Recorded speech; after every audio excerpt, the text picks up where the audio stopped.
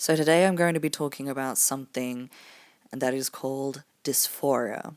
For me, it was something as simple as just in my head, I was viewing myself as something that was very different to what I was seeing in the mirror. So in my head, I was viewing myself as male and a boy, but in the mirror, I was seeing these things in the mirror that I didn't understand, and that made me really sad, and my head would start to make up all these horrible, horrible words because what I was seeing wasn't aligning with what was in my head.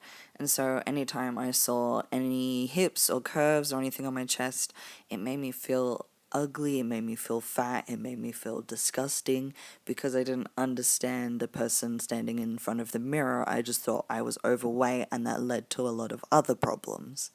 For me, it was like having a constant mask on my face that I couldn't pull off of my face. I couldn't rip it off. I couldn't take it off. No matter how hard I tried, I could not change anything about my appearance, even though I felt like I was not the person that I viewed. I felt fake and like I was wearing a constant mask. I also felt like I was lying to other people, but not just to other people, but also lying to myself. And there were people who would come along and say, why don't you try being feminine? Why don't you try being a girl for a change? And then I'd try and wear dresses, I'd try wear makeup, and they would instantly be so happy in my appearance and be like, look, see, it's not that bad. But inside I still felt really sad and unhappy with myself. And by wearing these dresses, by wearing this makeup, I actually instead felt worse about myself.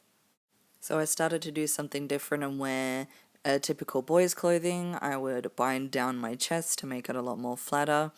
And I started to feel a lot more happier and started to feel more like myself. When I read and understood more about transgender and dysphoria, a light bulb suddenly switched in my head, and I finally understood what was happening and what all these feelings were inside of me.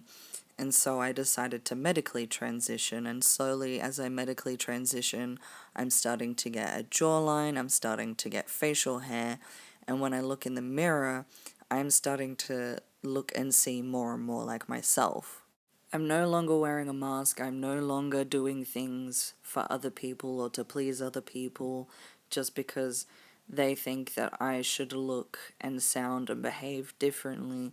I'm doing things for myself so that I can finally be more and more like myself and be happy. There's no more masks. This is the real me. And the more and more I change, the more and more I transition, the more and more I become myself, and the more confident and the more happier I become in myself.